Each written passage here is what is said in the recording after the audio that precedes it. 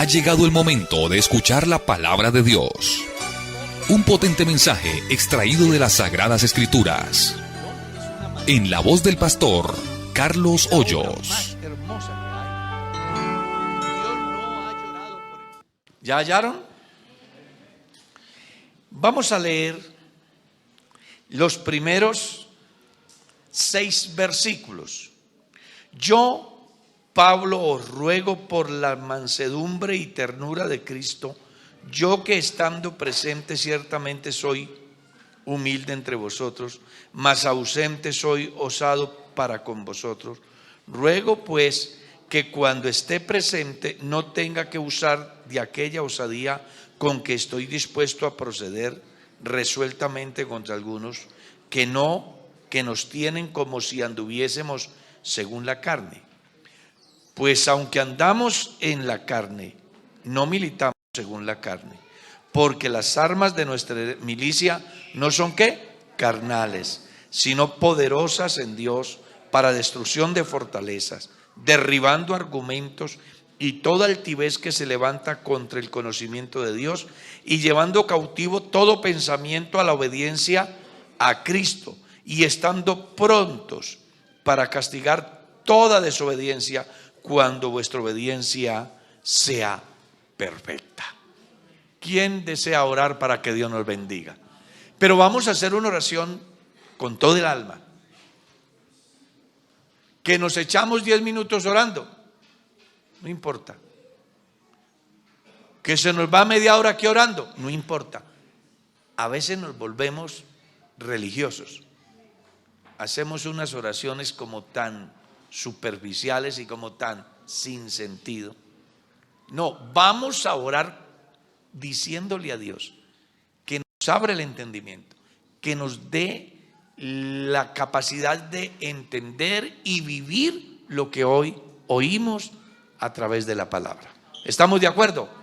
¿Cuál es el primero que hace esa oración de fe? Señor Jesús, aquí estamos delante de ti para decirte gracias por tanta misericordia. Gracias por tanto favor. Gracias por tanta bondad. Y para decirte que necesitamos, sin duda alguna, la intervención tuya en la enseñanza. Pues no quiero dar un discurso, quiero enseñar tu palabra. Y para hacerlo necesito la iluminación de tu Espíritu, la unción de tu Espíritu. Permíteme ser un vaso útil a favor de la iglesia. Permite a tu iglesia oír tu palabra y ser bendecida a través de ella. Permite a todos y cada uno de los que están conmigo en esta hora ser beneficiados por la palabra. Tu palabra es viva, tu palabra es eficaz, tu palabra es espíritu, tu palabra sana la alma enferma. Tu palabra produce paz. Permíteme, Señor, hoy ser un vaso útil en tus manos a favor de tu pueblo. Yo te lo ruego hoy en el nombre de Jesús, que obres conforme a las riquezas de tu gracia, pues dependemos de ti y somos conscientes que separados de ti no podemos hacer nada. Tú eres el dueño de esta iglesia. Háblanos hoy en el nombre de Jesús. Amén. Amén.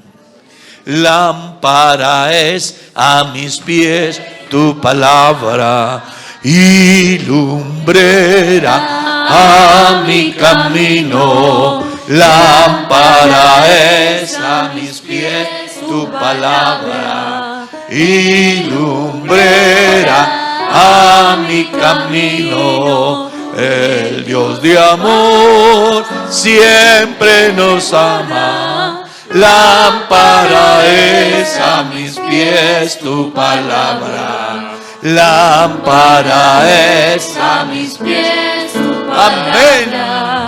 Y lumbrera a mi camino. Lámpara es a mis pies tu palabra. Y lumbrera a mi camino. El Dios de amor siempre me guarda.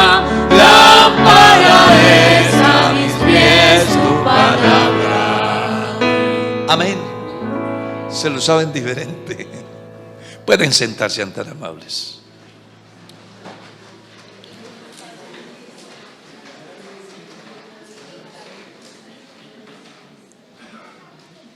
La defensa de la autoridad apostólica.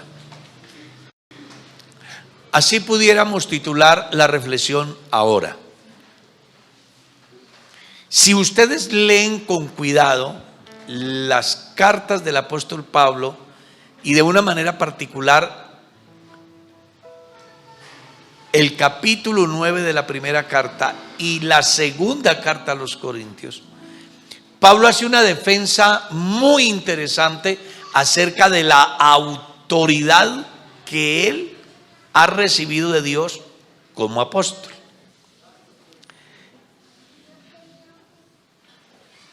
Se han levantado algunos caudillos dentro de la congregación que quieren desconocer los derechos y la autoridad del apóstol. Y él comienza con palabras tales como humildad, ternura, para decirles quién es él. Él no es un aparecido, es el apóstol que el Señor llamó a cumplir un ministerio. Todo eso se da porque hay momentos en la vida donde los creyentes no respetan la autoridad. Y eso le pasó al apóstol Pablo. Lo trataron tan mal que incluso le quitaron el derecho a comer, a enamorarse, a abstenerse de trabajar para poder cumplir con la misión del evangelio. Le cuestionaron todo. O sea, no vieron a Pablo como la autoridad, lo vieron como, ni siquiera como un creyente, como un cualquiera. Y eso es lo que lleva a Pablo a defender la razón de su apostolado. Y por eso él les dice: ruego pues que cuando esté presente no tenga que usar de esa osadía, porque había una crítica en la iglesia, que Pablo cuando estaba delante de ellos era una mansa oveja, pero estando lejos era severo.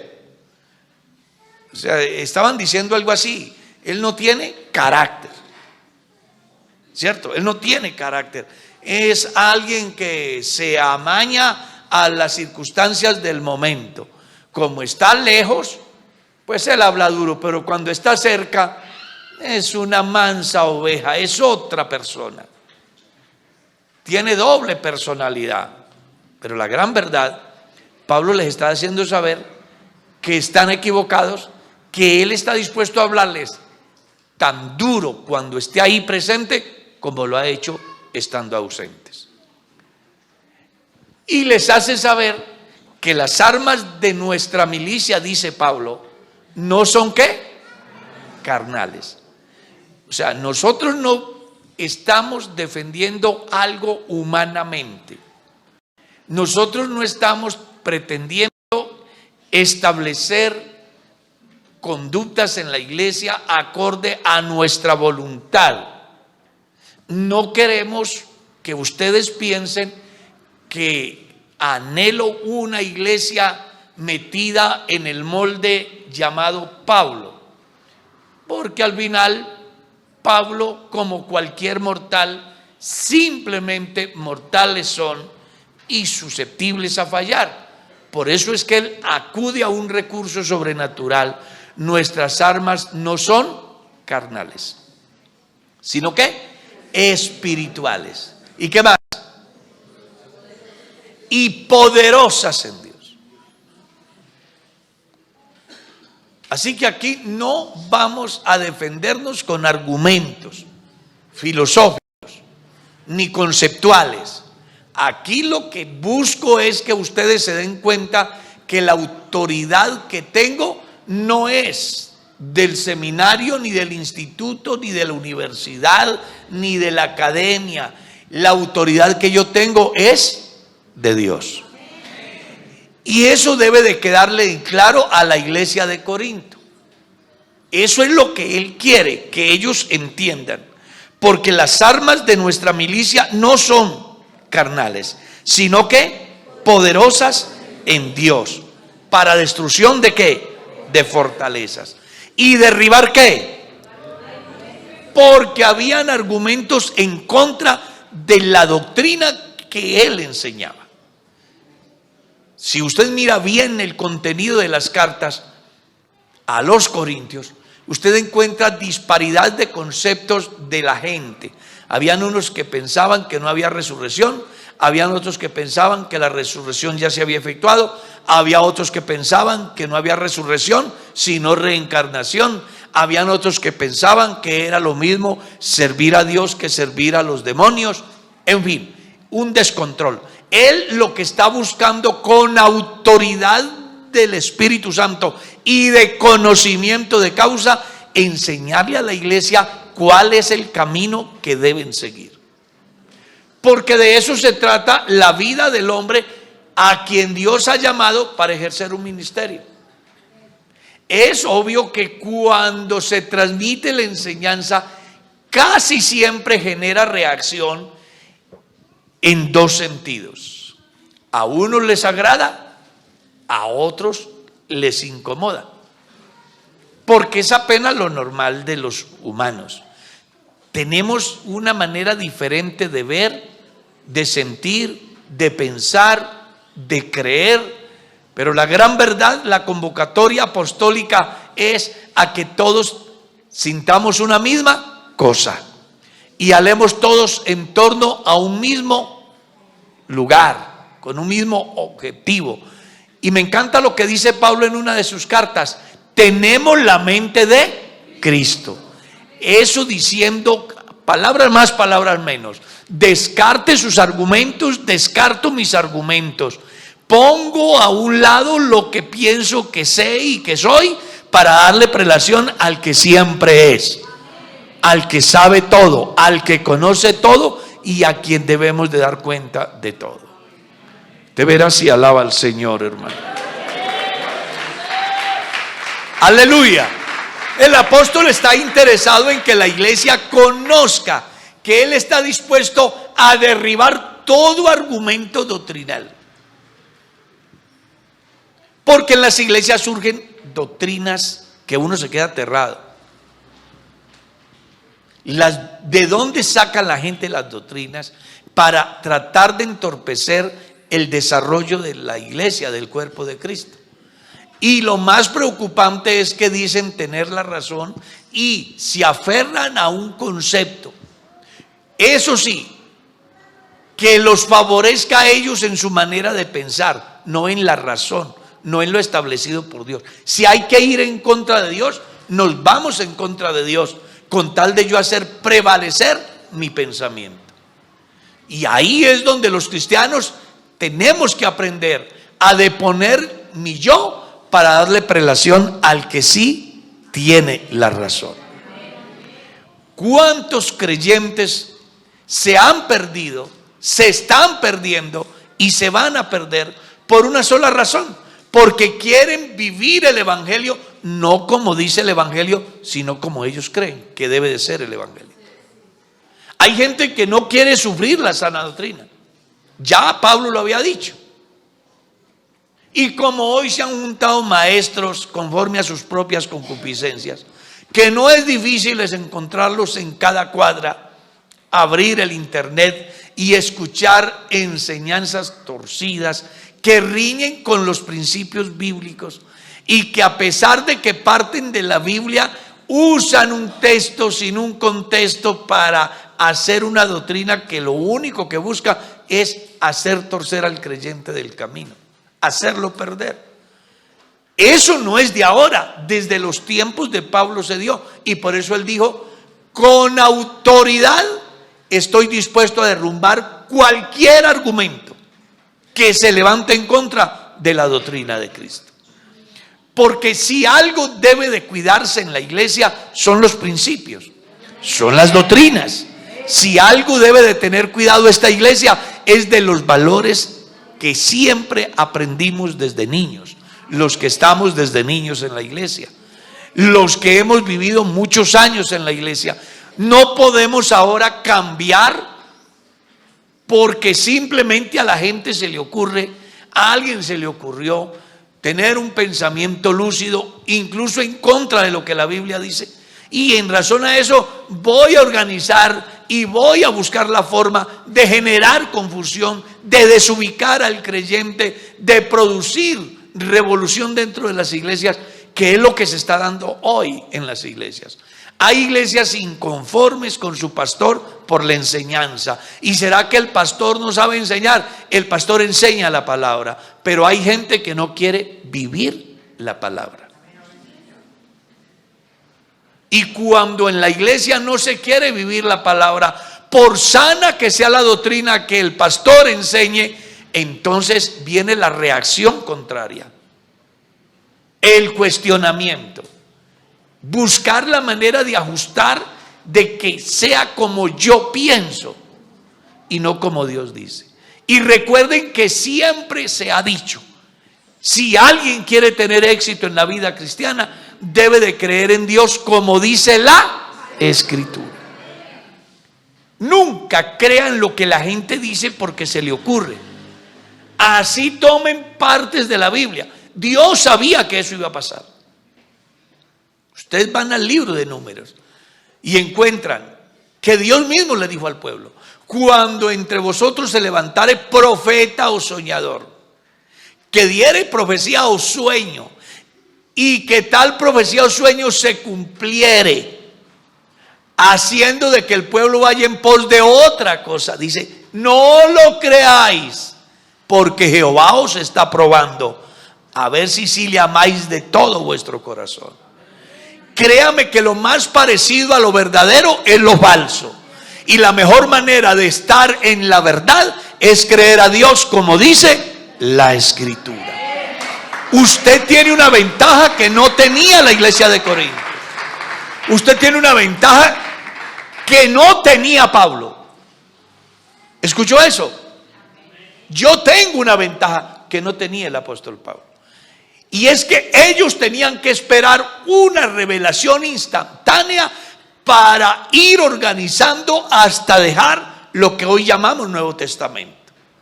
En ese transcurso hubo muchas infiltraciones de doctrinas erróneas a causa de las falsas profecías disfrazadas de profecías, falsas visiones disfrazadas de visiones reales, falsos sueños disfrazados de sueños reales. Y eso fue lo que generó cierta confusión en su tiempo. Hoy no hay ni una razón para que usted se tuerza del camino. Tenemos la palabra profética. El que se quiera ir del camino se va porque quiera, pero tenemos un mapa, tenemos una ruta, tenemos un GPS.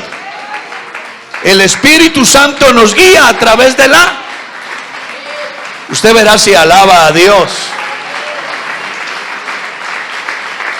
Aleluya. Y por eso Él dice: para destrucción de fortalezas, derribando argumentos y toda altivez que se levante en contra del conocimiento de Dios. Y sigue diciendo: y llevando cautivo todo pensamiento a la obediencia a Cristo. Porque Pablo llega a una conclusión interesantísima. Es posible que yo me siente a pensar y me surjan pensamientos que en un momento determinado me lleven a cuestionar ciertas situaciones que se dan en el cristiano, en la doctrina, en la iglesia. ¿Ya? Es muy posible que alguna vez usted se haya sentado a pensar en lo que escuchó y comience disparidad de conceptos. Si fuera así, ¿por qué no hacen así? Si fuera así, ¿por qué no es de aquella forma? Y si esto es así, ¿por qué no hacen como hizo allá o como pasa allá? Bueno, a esos pensamientos es que Pablo dice, hay que llevarlos a Cristo. Yo no me puedo dejar llevar por la subjetividad, por mis propios intereses, por mis propias ideas.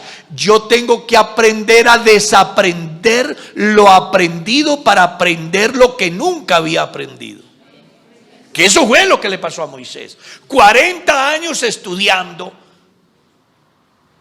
todo lo de Egipto.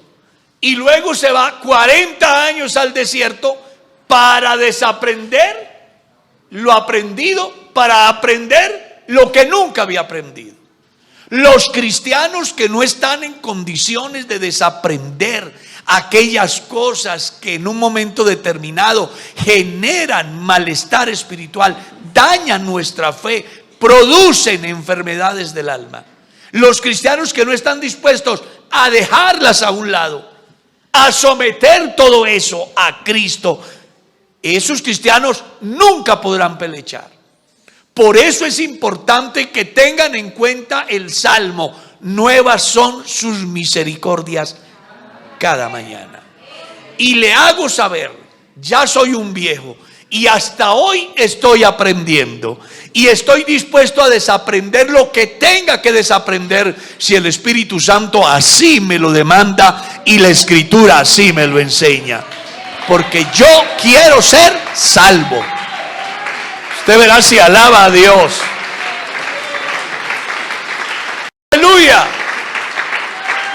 Acuérdese que el razonamiento humano va en contravía del razonamiento divino. Pablo habla del hombre natural, del hombre carnal y del hombre espiritual. Y el hombre natural es el que nunca ha oído de Dios. El hombre carnal es el cristiano que está en la iglesia pero no ha querido aprender porque le da prelación a lo aprendido. No está dispuesto a desaprender. Y por eso es que dice la Escritura: el hombre natural no percibe las cosas que son del Espíritu porque le son locura y no las puede entender. Jamás podrá un hombre natural, un cristiano carnal, entender las cosas espirituales a menos que esté dispuesto a dejar a un lado todo aquello que tiene archivado en ese computador. Que fue lo que hizo Pablo cuando escribe a los filipenses. Si alguien tiene de qué gloriarse, yo más. Son judíos, yo también. Soy de la tribu de Benjamín. En cuanto a la fe, fariseo. En cuanto a la justicia, irreprensible. Aventajaba a mis compañeros. O sea, el tipo era un superdotado, pero me tocó desaprender, dice él. Todo lo considero como pérdida, como basura, para alcanzar el conocimiento mayor, que es el amor de Cristo, mi Señor, el cual me amó y se entregó por mí. Hablaba de una renuncia total. Y ahí es donde los cristianos tenemos que hacer un trabajo. Al nombre de Jesús sea la gloria. Al nombre de Jesús sea la gloria. Usted no puede ser como una niña que asistía al culto y iba embolatada por el camino y ella decía: por aquí tiene que ser el camino, pero no era el camino. Pero ella decía: por aquí tiene que ser. A veces a nosotros nos pasa eso. Nos vamos en contra de Dios, justificando nuestras acciones por las Escrituras, ignorando el contexto y la correcta interpretación.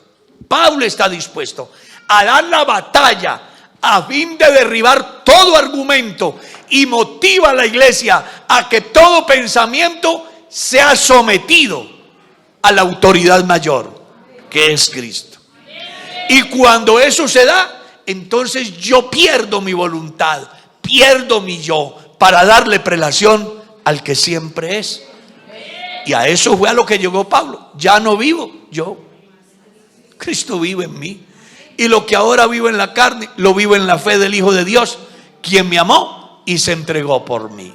Los cristianos tenemos que darnos cuenta que las armas nuestras no son carnales, son espirituales, son poderosas en Dios, para destrucción de fortaleza, para derribar argumento cualquiera que sea.